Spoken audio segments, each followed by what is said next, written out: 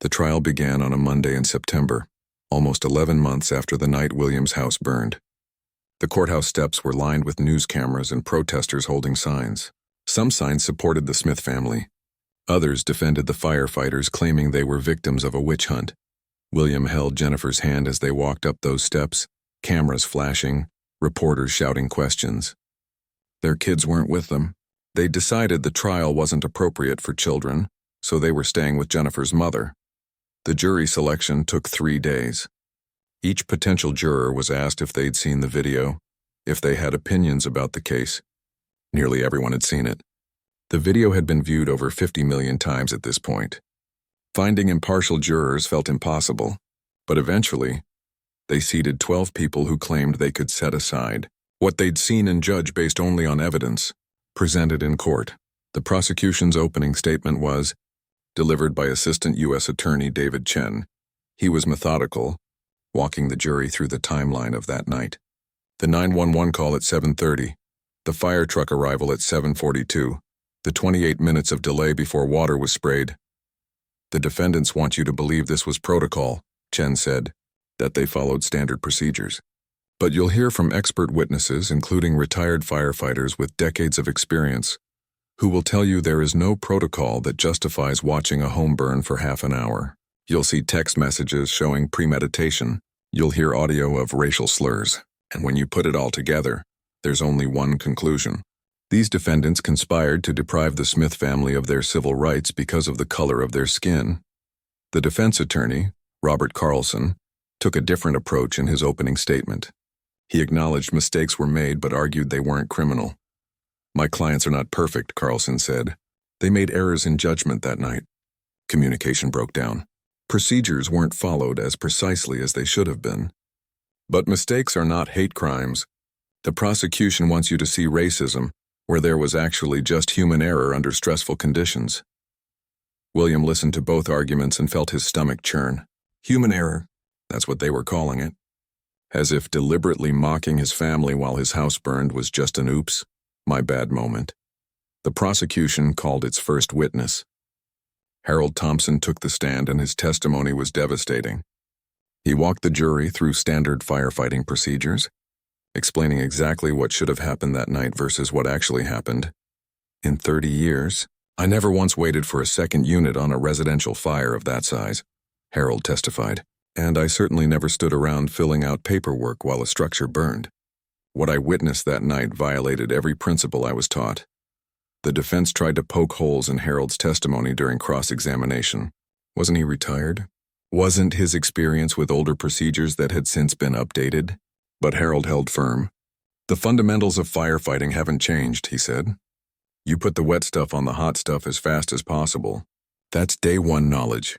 Mrs. Chen testified next, explaining why she'd started recording. "I could tell something was wrong," she said through a translator. "The firefighters, they weren't rushing. They were just standing there. And Mr. Smith, he was so desperate, begging them to help. It didn't look right." The prosecution played the full video for the jury. In the courtroom silence, every word from that night echoed. Williams' pleas, the firefighters' mocking tones, the slur clear and undeniable. Several jurors visibly flinched. Then came the text messages, displayed on a screen for everyone to see. "Take your time, boys." The prosecution argued this showed the delay was intentional, planned before the crew even arrived. The defense called their own experts who tried to provide alternative explanations. A fire engineering consultant testified that response time can be affected by numerous factors. A former fire captain suggested that what looked like delay might have been safety assessment. But then the prosecution called Kevin Chen, the former firefighter who'd quit the department. His testimony painted a picture of a department with deep cultural problems. There were firefighters who openly expressed racist views, Kevin said. Derek Hayes was one of them. He made comments about not wanting to respond to certain neighborhoods. Said people in those areas didn't deserve the same level of service. "I reported this to my supervisors and nothing happened." "Did you ever hear Captain Morrison make similar comments?" the prosecutor asked, not explicitly. But he laughed when others did. He created an environment where that kind of talk was acceptable. The defense tried to discredit Kevin, suggesting he had a grudge against the department because he'd been passed over for promotions. Kevin didn't deny the grudge. "Yes, I'm bitter," he said. "I'm bitter that I tried to do the right thing and got punished for it while guys like Hayes got protected. So yeah, I have a grudge. That doesn't make what I'm saying less true." The trial lasted 3 weeks. William and Jennifer attended every day, sitting in the same seats in the gallery. Some days Morrison, Hayes, or Richardson would glance back at them. Most days the defendant stared straight ahead, avoiding eye contact. The prosecution rested after calling 18 witnesses and entering dozens of exhibits into evidence. The defense called 12 witnesses, mostly character witnesses vouching for the defendant's good character and years of service. In closing arguments, the prosecutor reminded the jury of the basic facts. A family called for help. They got firefighters who mocked them, delayed, and let their house burn. The evidence shows why. Text messages, audio recordings, a pattern of discrimination. Don't let the defense distract you with talk of protocols and procedures. This case is about 3 men who saw a black family's emergency as less important than a white family's. That's not just wrong, it's criminal. The defense's closing was equally passionate. The government wants you to see hatred where there's only human imperfection. Yes, inappropriate things were said. Yes, the response wasn't perfect. But criminal conspiracy?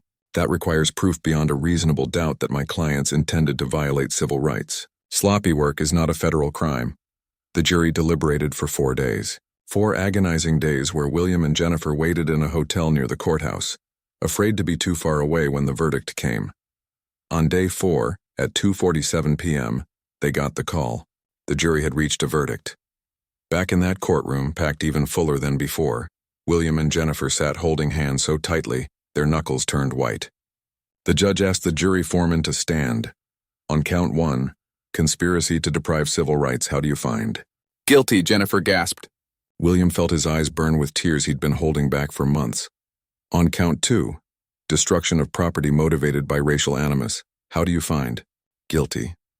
On count 3, obstruction of justice, how do you find? Guilty. All 3 defendants. All 3 counts. Guilty across the board. Morrison dropped his head into his hands. Hayes stared at the jury in apparent disbelief. Richardson wiped his eyes. Outside the courthouse, William and Jennifer faced the media. For once, William felt like he could breathe. "Today, justice was served," he said into a forest of microphones. But this was never just about one night or 3 men.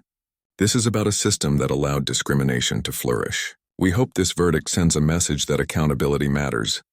Jennifer added, "No verdict can undo what happened to us. We still lost our home, our sense of security. Our kids still have nightmares. But maybe other families won't have to go through this because people will think twice before letting hate guide their actions." Sentencing was scheduled for 6 weeks later. The prosecution asked for the maximum. 7 years for Morrison, 5 for Hayes and Richardson. The defense pleaded for leniency, emphasizing their clients' years of service, their families, their remorse. Morrison received 5 years. Hayes got 4. Richardson got 3. Some people thought it was too harsh. Others thought it wasn't harsh enough. William thought it was beside the point. Prison time wouldn't fix the system, but other things were being fixed. The consent decree was being implemented in Riverside County. Response times were being monitored in real time. A civilian review board was hearing complaints. Chief Roberts was slowly rebuilding the department's culture, though she admitted it would take years. The Justice Department had also opened investigations into fire departments in 17 other counties across the country based on similar complaints. The Smith case had opened a door that revealed problems everywhere. The insurance settlement finally came through, enough to rebuild the house and replace most of what was lost, though you can't really replace memories and family heirlooms. William and Jennifer decided to rebuild on the same lot. They weren't going to be driven away from their community. 1 year after the verdict, the Smith family stood in front of their rebuilt home. It looked different from the old one, more modern, but it was theirs. Chief Roberts had asked if she could attend the homecoming, and William and Jennifer had agreed. Roberts stood on the lawn with a plaque. "On behalf of the Riverside County Fire Department, I want to apologize for the harm you suffered. Your courage in demanding accountability has made us better. This plaque commemorates your contribution to reform. And I hope it represents our commitment to truly serving everyone in this community." The plaque read, "The Smith family, whose pursuit of justice transformed a department and inspired a nation, William looked at it and felt complicated emotions. Pride, yes, but also exhaustion. Grief for the simpler life they'd had before all this. Later, after everyone had left and it was just their family in their new house, their daughter asked a question. Dad, was it worth it? Everything we went through? William thought about that question. The trauma, the media scrutiny, the threats they'd received, the year of their lives consumed by investigation and trial. Against that, 3 men in prison, a department reformed, conversations happening across the country about discrimination in emergency services. I don't know if worth it is the right way to think about it, he finally said. We didn't choose this. It happened to us, and we chose how to respond. Could we have stayed quiet, taken the insurance money, moved on? Maybe. But then those 3 firefighters would still be out there. The department would still have the same problems. Other families would still be at risk. Jennifer added, Your father and I always taught you to stand up for what's right. Even when it's hard, especially when it's hard. We couldn't tell you to do that if we weren't willing to do it ourselves. Their son, now 14 and still processing everything, said quietly, I'm proud of you. Both of you, even though it sucked. William laughed, a real laugh for the first time in weeks. Yeah, it really sucked. But you know what? We're still here. We're still a family. And we're home. That night, William lay in bed in their new house, listening to the unfamiliar sounds of settling walls and adjusting foundations. Jennifer was asleep beside him, finally peaceful after months of restless nights. He thought about that November evening a year and a half ago, about seeing smoke and calling 911 and expecting help that didn't come, about standing on his lawn watching his life burn while firefighters stood idle. He thought about everything that had happened since. The verdict had been justice of a sort. But real justice, William had learned, wasn't just about punishing wrongdoing. It was about changing systems so the wrongdoing couldn't happen again. It was about dozens of fire departments across the country examining their practices. It was about the thousands of people who'd watched their story and decided to speak up about discrimination they'd witnessed or experienced. It was about a 15-year-old girl who'd learned that standing up for what's right, even when it's hard, even when it hurts, is what integrity looks like. About a 13-year-old boy who'd learned that justice is possible but never easy. 3 men were in prison. 1 department was transformed. 17 more were under investigation. But more than that, millions of people had seen what happened when hatred was allowed to flourish in institutions meant to serve everyone. Some of those people would become firefighters, police officers, emergency responders, and maybe, just maybe, they'd remember the Smith family and choose differently when faced with their own moment of truth.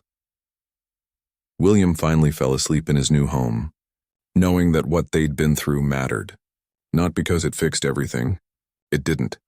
But because it moved the needle forward, inch by painful inch, toward the kind of world his children deserved to inherit. A world where when you call for help, help comes. No matter who you are or what you look like. That's all they'd ever wanted. And if their struggle made that more likely for the next family, then maybe, despite everything, it had been worth it after all. 3 months after the fire, William Smith stood in front of his 11th grade history class teaching about the civil rights movement. Specifically about the 1963 Birmingham church bombing. A student raised her hand. Mr. Smith, isn't what happened to you kind of the same thing? People in positions of power hurting black people on purpose? The room went silent. Everyone knew about the fire. It had been on national news. Some students had even participated in the protests. William took a breath before answering. There are similarities, he said carefully. Both involve people abusing their authority based on racial hatred. But here's the important difference. In 1963, justice was rare. Today we have tools to fight back. Federal laws. Video evidence. Public pressure. That doesn't make what happened right, but it means we have a chance at accountability. After class, William sat at his desk feeling drained.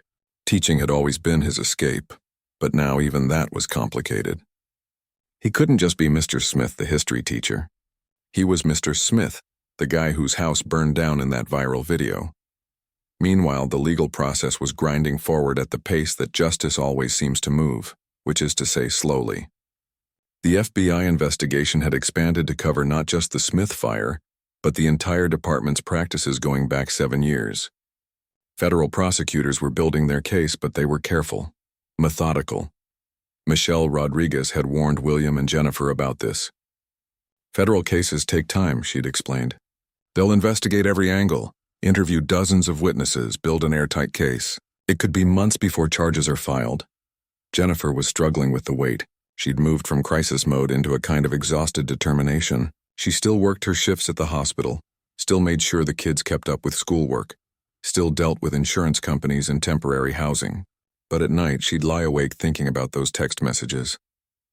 Take your time, boys. Those 3 words haunted her. The insurance company had been another battle.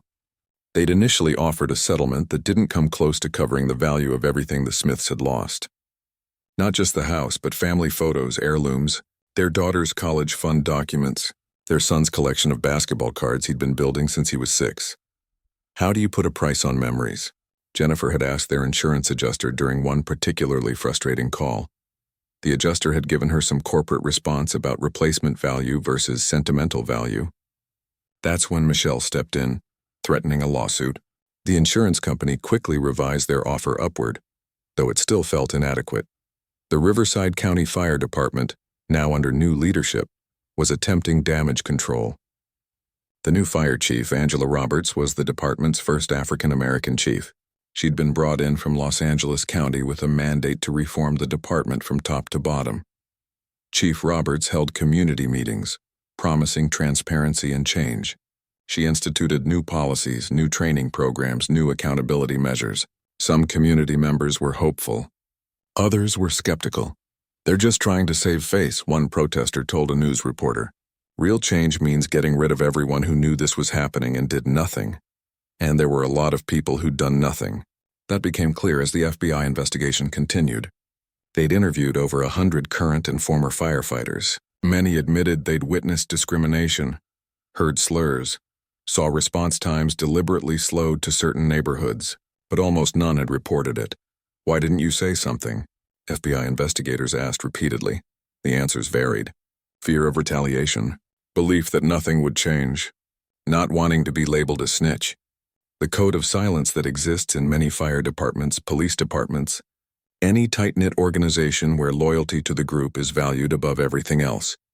One firefighter, speaking anonymously to a journalist, put it bluntly. If you speak up, you become the problem. They freeze you out. When you're in a burning building and you need someone to have your back, you can't afford to be the guy nobody trusts, so you keep your mouth shut and you hate yourself for it. That interview ran in the Los Angeles Times and sparked a new conversation, not just about racist firefighters, but about the systems that protected them, about how good people could witness bad things and convince themselves that staying silent was the reasonable choice. William read that article and felt a complicated mix of anger and understanding. He was angry that people had known and said nothing, but he also understood the pressure to conform, to not make waves. He'd felt it himself in his teaching career. Times when he'd witnessed a colleague being treated unfairly, but convinced himself it wasn't his place to intervene. The difference was, nobody's house burned down because of his silence. In April, 5 months after the fire, federal prosecutors finally announced criminal charges. Captain Bradley Morrison, Derek Hayes, and Tom Richardson were indicted on multiple counts. Conspiracy to deprive civil rights, destruction of property motivated by racial animus, and obstruction of justice for attempting to cover up their actions. The news broke on a Tuesday morning. William was in his classroom when Michelle called him. "It's happening," she said. "They're being charged." William had thought he'd feel relief at this moment. Instead, he felt nothing. Just a strange emptiness. The charges were good, important, necessary, but they didn't bring back his house. Didn't erase the trauma. Didn't answer the question of why 3 men would hate him and his family so much without ever knowing them. The arraignment was scheduled for 3 weeks later. William and Jennifer decided to attend, along with their kids. It felt important that Morrison, Hayes, and Richardson see them as a family, as human beings, not just names on an indictment. The courtroom was packed with media, community members, other families who'd experienced similar treatment. The 3 defendants sat at the defense table in suits looking nothing like the firefighters in their uniforms. They looked like regular middle-aged men. Fathers, probably. Husbands. People who probably thought of themselves as good guys. When the charges were read, Morrison stared straight ahead. Hayes glanced at the gallery, his eyes briefly meeting William's before looking away. Richardson kept his head down. All three pleaded not guilty. Their attorney, an expensive defense lawyer named Robert Carlson, argued to the press afterward that his clients were being scapegoated. "These men are heroes who've served their community for decades," he said. "They're being prosecuted for doing their jobs in a difficult situation. This is a tragedy of mob justice, not actual justice." That statement made Jennifer angrier than anything else in this whole ordeal. "Heroes," she said to a reporter who asked for her reaction. "Heroes run toward danger to save people. These men stood and watched while our house burned. While they laughed and used slurs, that's not heroism, that's hate." The trial date was set for September, almost a year after the fire. Another wait. Another period of their lives consumed by this case.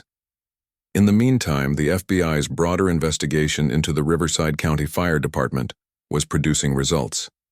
The Department of Justice announced they'd found a pattern of discriminatory practices and would be seeking a consent decree, essentially federal oversight of the department.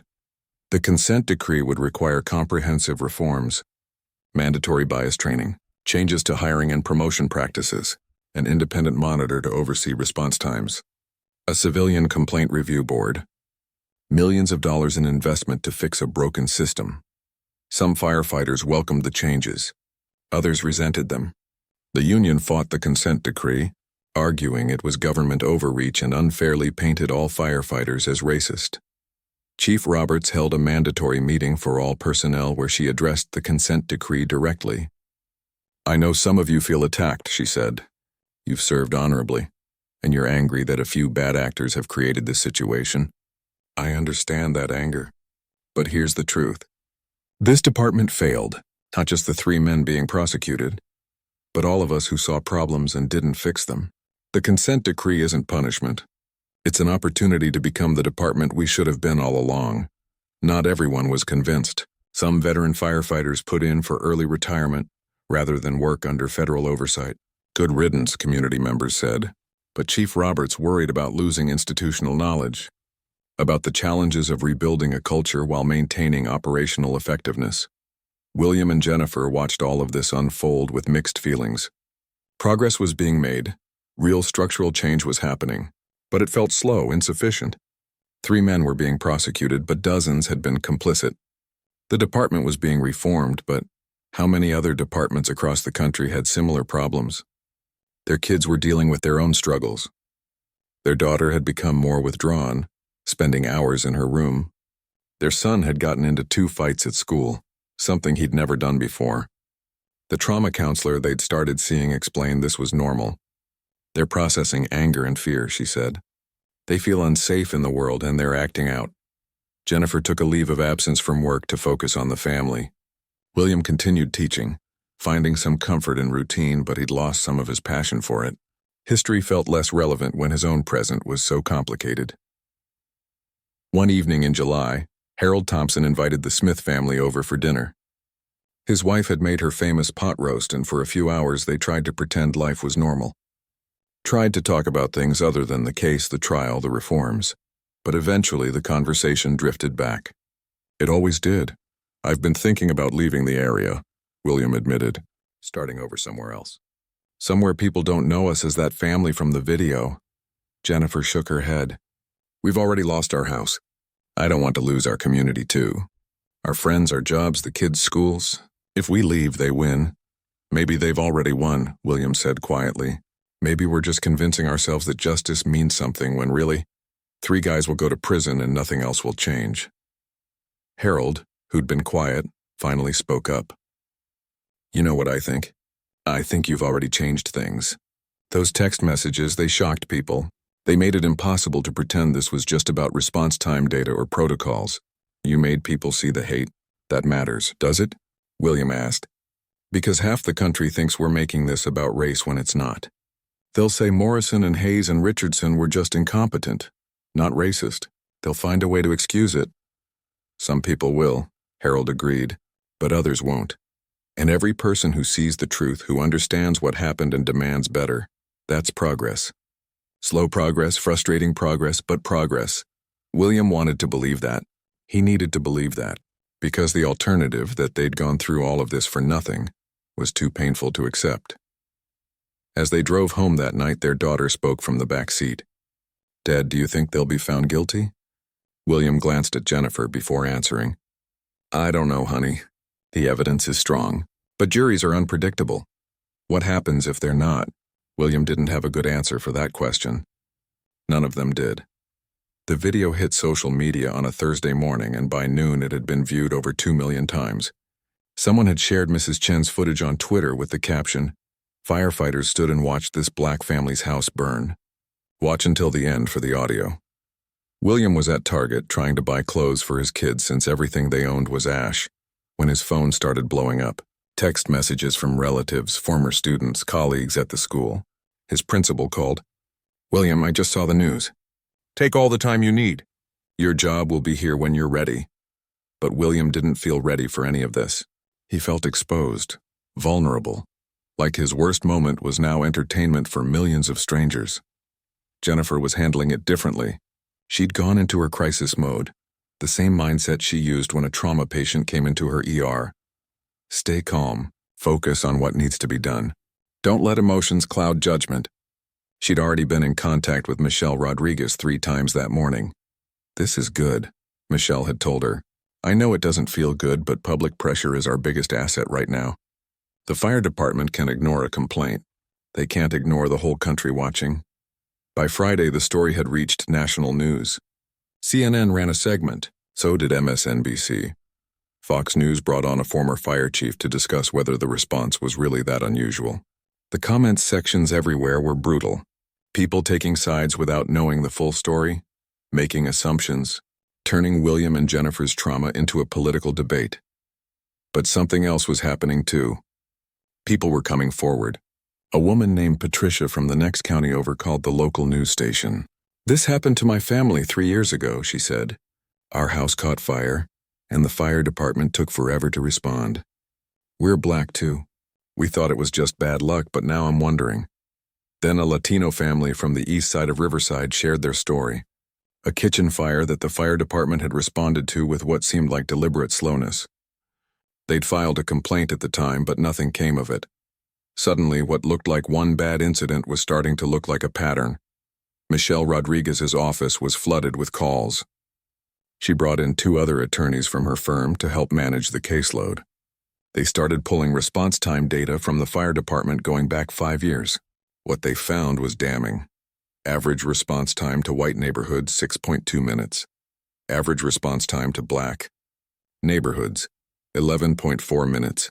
Average response time to Latino neighborhoods, 10.8 minutes. The data was clear, undeniable. This wasn't about that one night. This was systematic. The FBI's Civil Rights Division announced they were opening a formal investigation. Not just into the Smith family fire, but into the entire Riverside County Fire Department. Federal agents started interviewing current and former firefighters, and that's when the real story started coming out.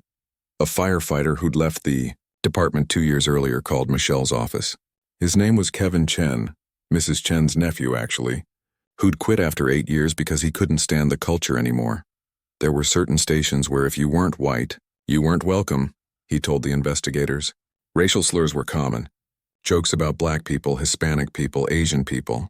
If you complained, you were labeled a troublemaker. I saw response times deliberately slowed to certain neighborhoods. Not all the time, but enough that I knew it wasn't coincidental.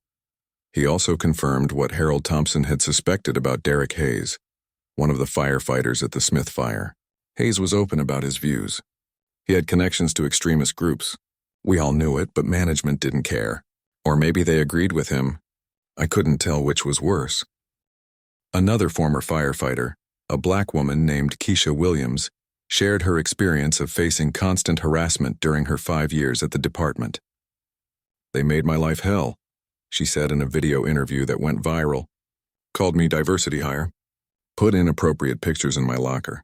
When I reported it, I was told I was being too sensitive. Eventually, I left because I couldn't take it anymore." The Riverside County Fire Chief, David Patterson, tried to get ahead of the crisis. He held a press conference standing in front of a row of American flags looking tired and defensive. "We are cooperating fully with all investigations," he said. "But I want to be clear. The Riverside County Fire Department does not tolerate discrimination. "We serve all citizens equally," a reporter shouted from the back. "Chief Patterson, how do you explain the response time data showing significant disparities based on neighborhood demographics?" Patterson hesitated. "Response times can be affected by many factors: traffic, equipment issues, the complexity of the call. We don't believe race is a factor." "What about the audio on the video? One of your firefighters used a racial slur while a man's house burned." "I haven't personally reviewed that video. If such language was used, it's unacceptable and will be addressed." The press conference was a disaster. Patterson's attempts to minimize and deflect only made things worse. By that evening, there were calls for his resignation from city council members and community leaders. William and Jennifer watched the press conference from their hotel room. Their son, 13 years old and struggling to understand why this was happening to his family, asked the question that had been haunting them all. "Dad, do they hate us?"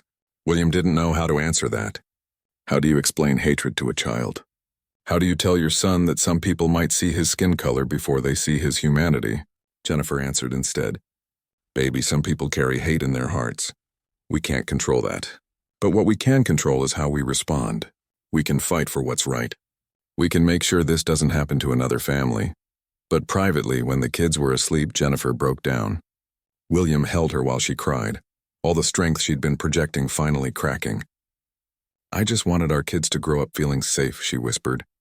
"That was all I wanted." The protests started the following Monday. Hundreds of people gathered outside the Riverside County Fire Department headquarters. Some were from the community. Others had driven from across the state. They held signs reading "Black Lives Matter to fire departments too," and "Equal protection under law."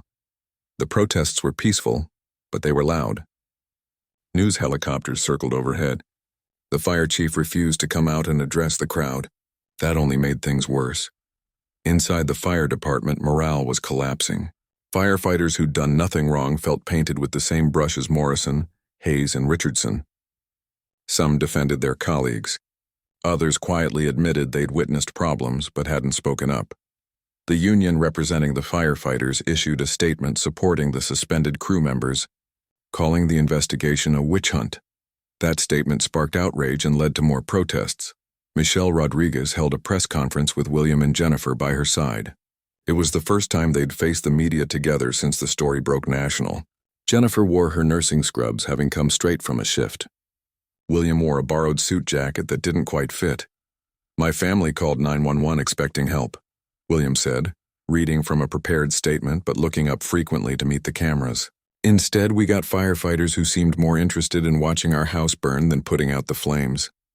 No family should ever experience what we went through. But we've learned we're not alone. This is bigger than us now." Jennifer spoke next. "I'm a nurse.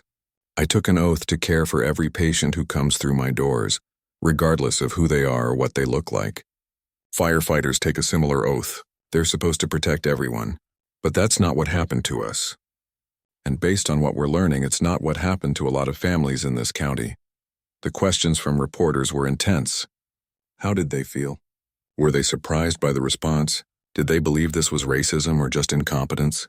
Jennifer handled most of the questions while William stood beside her, still looking a bit shell-shocked by all the attention. Later that week, the Riverside County Board of Supervisors held an emergency meeting. The chambers were packed with community members demanding answers and accountability. One by one, people stood at the microphone sharing their experiences. An elderly black man described a medical emergency where the ambulance took 25 minutes to arrive. Though the station was 8 minutes away, his wife had a stroke. Those extra minutes mattered. A young Latina mother talked about a small fire in her apartment that could have been contained quickly. But firefighters arrived late and seemed annoyed to be there. Harold Thompson, the retired firefighter, gave testimony that carried special weight. "I dedicated 30 years of my life to this department," he said, his voice shaking with emotion. "I thought we were better than this, but I watched with my own eyes as crew members violated every principle of emergency response, and the only explanation that makes sense is the one nobody wants to say out loud. They didn't care because the family was black." The meeting lasted 4 hours. At the end, the Board of Supervisors passed a motion calling for Fire Chief Patterson's resignation and the immediate termination of the 3 firefighters involved in the Smith fire. But Patterson refused to resign. "I've served this county for 26 years, he said in a statement. "I will not be forced out by mob justice." That defiance lasted 2 more days. Then the FBI released preliminary findings from their investigation. They'd uncovered text messages between Morrison, Hayes, and Richardson from the night of the fire. Messages sent before they even arrived at the Smith house. Hayes had texted, "Guess where we're headed?" Richardson responded, "Let me guess, the east side?" Hayes, "Bingo, gonna be a long night." Morrison had added, "Take your time, boys."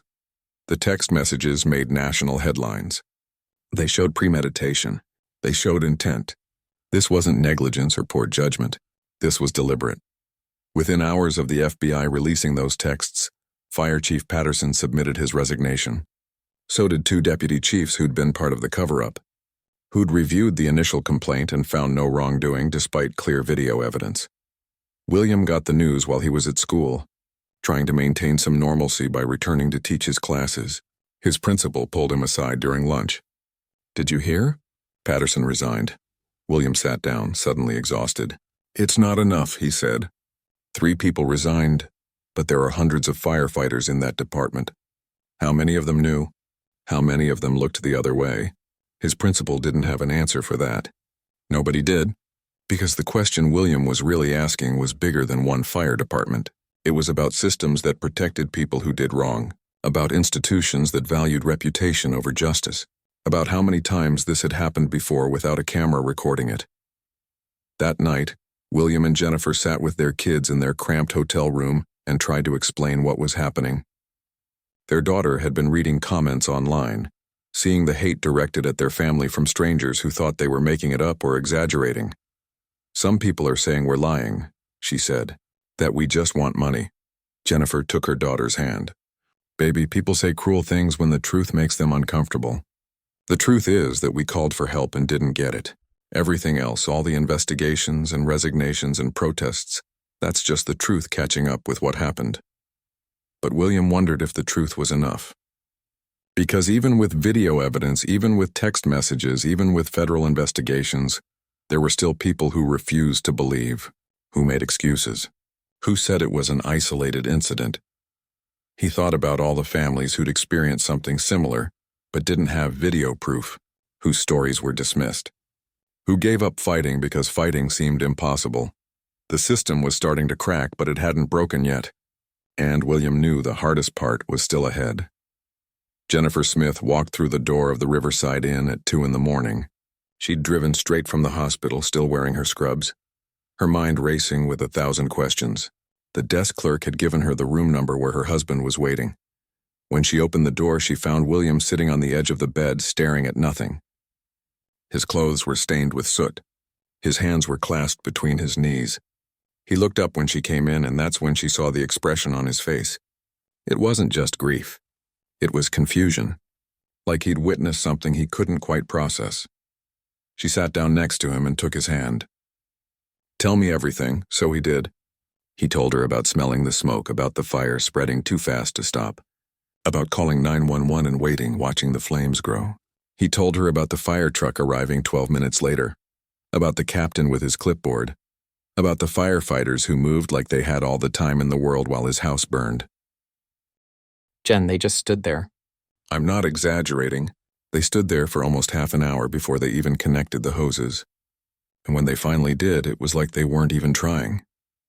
Jennifer listened, her nursing instincts telling her to stay calm, to gather information. But inside, a cold anger was building. What did they say? "Did they give you a reason?" The captain said they needed to wait for a second unit. Something about protocols. But Harold, you know, the retired firefighter from down the street, he said that made no sense. He said they should have been fighting that fire the second they arrived. Jennifer stood up and started pacing. She'd spent 15 years as a critical care nurse. She knew what emergency response looked like. She knew the difference between following protocols and stalling. "Did you get their names?" "Just the captain's. It's on this card." William handed her the incident report card. "Captain Bradley Morrison, Engine Company 47. And Harold saw everything? Him and Mrs. Chen. She recorded the whole thing on her phone." Jennifer stopped pacing. "She recorded it?" "Yeah, she gave me her number." Said I might want the video. For the first time since entering the room, Jennifer saw a path forward. Call her. Tomorrow morning, first thing. We need that video. William nodded, but he still looked lost. I don't understand why they did that. What did we do wrong? Jennifer sat back down next to him. They both knew the answer to that question, even if neither wanted to say it out loud. They'd lived in Riverside County for 8 years. In their mostly white neighborhood, they'd always been polite, always been good neighbors. But there had been moments, small things, the way some people looked at them. The time their son got accused of stealing at the corner store when he had the receipt in his hand. The way their daughter's teacher seemed surprised she was doing so well in advanced math. But this was different. This wasn't microaggressions or unconscious bias. This was their house burning while firefighters stood and watched. We're going to figure this out, Jennifer said. But right now you need to sleep. They both knew sleep wouldn't come easy. The next morning, William called Mrs. Chen at 8 a.m. She answered immediately, like she'd been waiting for his call. Mr. Smith, I've been up all night thinking about what I saw. That wasn't right. That wasn't right at all. Mrs. Chen, you said you recorded it? Everything. From when the truck arrived until they left. I'm sending it to your phone right now. William watched as his phone buzzed with the incoming video file. It was 43 minutes long. He and Jennifer sat in that hotel room and watched the whole thing. The video was shaky at first, but Mrs. Chen had good instincts. She'd captured the fire truck arriving, captured the firefighters moving slowly. She'd zoomed in on the captain asking questions while flames consumed the second floor. The audio was clear enough to hear William pleading with them to hurry. And then, at minute 16, the camera caught something that made William's stomach turn. 2 firefighters standing by the truck talking. The phone's microphone picked up fragments of their conversation. Probably can't even afford the insurance anyway. What do you expect in this neighborhood? And then, clear as day, one of them used a word that Jennifer had heard before but hoped her children would never have to hear directed at them. A slur, said casually like it was nothing. Like they weren't standing in front of a man watching his life burn down. Jennifer's hands were shaking. We need a lawyer. Jen, lawyers are expensive. We just lost everything. I don't care. This isn't just about the house anymore. She was right. William knew she was right. This was bigger than a house. This was about people who'd taken an oath to protect everyone, treating them like they didn't matter. Like they were less than human. Jennifer made a call to her sister, who recommended a lawyer she'd heard about. A civil rights attorney named Michelle Rodriguez. William was hesitant at first. Civil rights attorney sounded big, important, expensive. But Jennifer insisted. They got an appointment for that afternoon. Meanwhile, Harold Thompson, the retired firefighter, had been doing his own investigation. He'd called some old buddies from his days at the department. He wanted to know if there was any legitimate reason for what he'd witnessed the night before. Every single person he talked to said the same thing. No reason, no protocol, no excuse. Harold had also noticed something else. One of the firefighters had a tattoo on his arm. Harold hadn't thought much of it at first, but the more he thought about it, the more familiar it seemed. He'd seen that symbol before in the news. It was associated with a hate group that had been making headlines for infiltrating law enforcement and fire departments across the country. He called William that afternoon. I think you need to know something. One of those firefighters, the younger one with the tattoo on his neck? I've been looking into it. That symbol he had on his arm, it's not just a tattoo. It's affiliated with a white supremacist group. William felt sick. Are you sure? I'm sure. I've been seeing stories about it for the past year. These groups have been trying to get their people into positions of authority. Police, fire departments, even military. I think that's what we're dealing with here. When William and Jennifer met with Michelle Rodriguez later that day, they brought everything. The video, Harold's statement, the incident report, photos of the destroyed house. Michelle, a sharp woman in her 40s with 20 years of civil rights litigation under her belt, watched the video twice. She didn't say anything the first time through, but the second time she paused it several times, taking notes.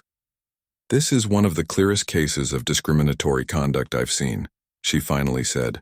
And you have it on video.